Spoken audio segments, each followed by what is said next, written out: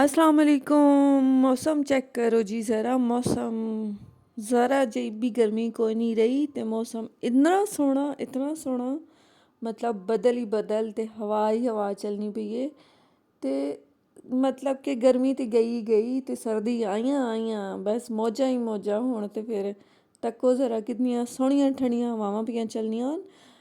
अच्छा जी, और नाल तक्को ज़रा कड़ियां भी लानियां पियां निक्कियां निक्कियां, है ना। हुण दसो सारे मौसम केजा लगना पिया। माशाल्लाह माशाल्लाह मौसम इतना प्यारा हो रहा है ना आज के दिन का। मतलब कि बादल तो बादल ही हैं लेकिन साथ में ठंडी ठंडी हवा भी चल रही है और थोड़ी थोड़ी ना हल्की हल्की बूंदाबांदी भी होना शुरू हो गई। और इतनी अच्छी लग रही थी ना, मतलब कि ये सर्दी की मेरे ख्याल में तो मुझे लग रहा है कि शायद पहली बारिश है। और इतना मतलब मूड खुशगवार हो गया ना इस बारिश को देख के। और साथ में जो ठंडी ठंडी हवा चल रही थी ये तो माशाल्लाह माशाल्लाह मतलब कि दिल खुश कर देने वाला आज मौसम था। और यहाँ पे जी खैर मौसम की तो क्या ही बात है, मौसम का मैं आपको क्या कहूँ। खैर इसके साथ वही पुरानी रूटीन, वही पुराने हम और वही पुराने हमारे काम, वही पुरानी हम औरतें। क्योंकि जी काम तो हमने फिर भी करने हैं, मौसम चाहे जितना अच्छा हो, जितना अच्छा मर्जी मौसम हो, हमारे काम नहीं मुकने। ते जी लो जी तक्को नाल सरफ भी मुक गया। और की हुण खैर अभी तो काफ़ी है मेरे लिए, लेकिन आज के दिन में ये पैक खाली हो गया। और अभी जी मुझे धोने थे अपनी बेटी का स्कूल यूनिफॉर्म और साथ में जो पूरे वीकेंड के कपड़े होते हैं वो वॉश करने थे। तो जी वो वॉश करने के लिए यहाँ पे वॉशिंग मशीन मैंने लगा दी सुबह ही सुबह। और साथ में करना था मैंने जी सारा घर का काम। तो वह जैसे ही वॉशिंग मशीन खैर ये तो चलती रहेगी अपने टाइम के साथ, जैसे ही इसका चक्कर पूरा होगा तो मैं ये वाले तो यूनिफॉर्म है खैर सबसे पहले मैंने यूनिफॉर्म डाला और एक दुपट्टा था वाइट वो मैंने डाल के तो वॉशिंग मशीन मैंने चला दी कि बाकी तो फिर बाद में मैं डालूँगी क्योंकि वाइट कपड़े हैं तो कोई रिस्क नहीं लेना। खैर और इसके साथ ही जी फिर मैंने लगाना शुरू कर दिया था पौधों को पानी। और ये देखें चेक करो ज़रा तुसी वेड़े च बिठा हैं तक्को ज़रा इत्थे टावर ने उत्ते बाने सारे इन परिंदे ते सारी दीवार इन्हां दा कम्म ही यही होना हिदो चुग के आसन ते हिदे बिठा करे सन। अच्छा मुझे यकीन माने कि मुझे डेली ये फर्श वॉश करना पड़ता है डेली। ये इनकी ना इस जो ये इनकी होती है ना विठें, उसकी वजह से मुझे ये डेली ही वॉश करना पड़ता है। क्या ही करूँ अब मैं, मेरी तो ये मजबूरी है। अब सर्दियों में तो खैर आपको पता है कि सर्दी में फ़र्श वॉश करना, पानी में जाना कितना मुश्किल होता है। लेकिन डेली की रूटीन है कि मुझे ये काम करना होगा क्योंकि परिंदे अब तो ज़्यादा उल्टा आके बैठेंगे धूप में टावर के ऊपर। तो वो सारा दिन उनका यही काम होगा और हमारा यही काम होगा कि हमने इनकी सफाई करनी है। हैं हम तो इनके मुलाजम लगे हुए हैं। तो चलें जी खैर कोई बात नहीं। खैर मैंने पौधों को पानी लगा के छोड़ दिया था और उसके बाद जी मुझे इसे हैंड वॉश करना था।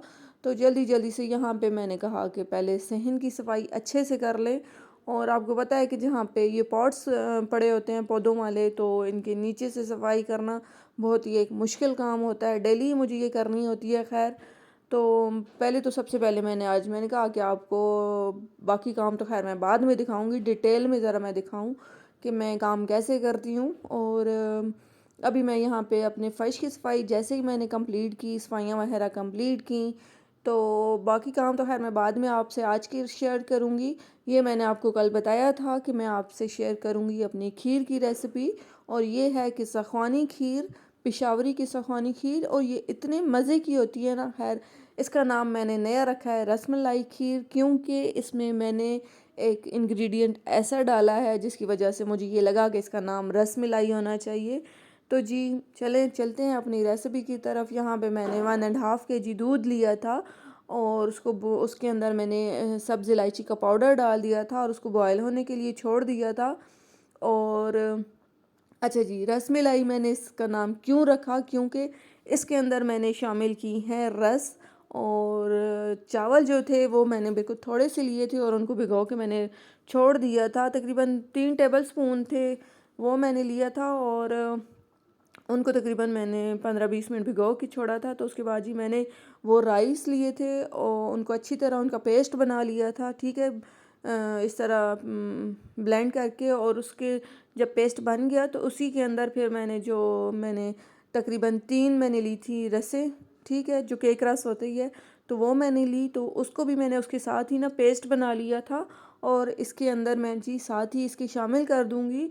और यकीन माने कि ये इतनी झटपट बनने वाली है ना, मैं फ़र्स्ट टाइम ये ट्राई कर रही हूँ रेसिपी, और ये तकरीबन विद इन 15 मिनट्स ना ये आपकी खीर बन के तैयार होती है। और ये इतनी लजीज बन के तैयार हुई थी ना, मतलब कि मैंने तो खैर फर्स्ट टाइम ट्राई की, पहले कभी भी नहीं ये मैंने बनाई थी।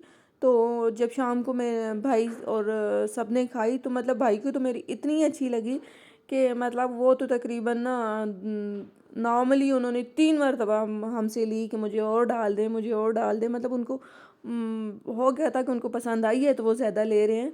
और है जी, इसके साथ ही मैंने इसका कैरेमल बनाना था।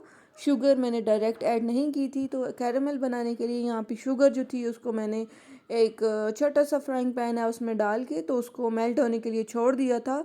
और जब शुगर जो है गोल्डन ब्राउन हुई, और तो उसके साथ उसमें मैंने थोड़ा सा पानी डाल के उसका कैरेमल रेडी कर लिया।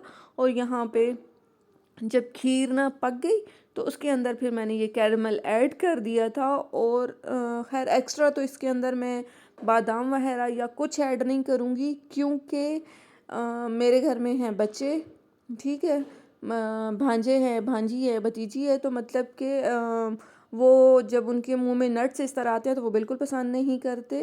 खैर आप देख